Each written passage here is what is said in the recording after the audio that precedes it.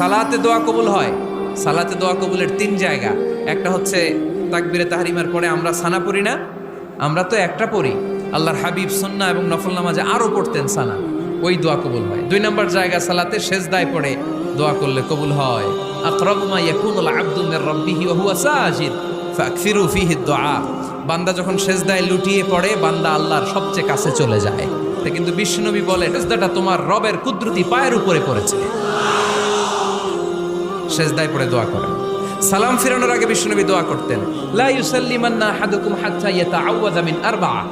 আল্লাহর হাবিব বললেন, 4 জিনিস থেকে পানাহ না আছে আমার কোন উম্মত যেন সালাম না ফিরায়। তারা যেন পড়ে, আল্লাহুম্মা ইন্নী আউযু বিকা মিন আযাবিল কবর, আউযু বিকা মিন আযাবি জাহান্নাম, আউযু বিকা মিন ফিতনাতিল মাহইয়া ওয়াল মামাত, আউযু বিকা মিন ফিতনাতিল মাসিহিদ দাজ্জাল।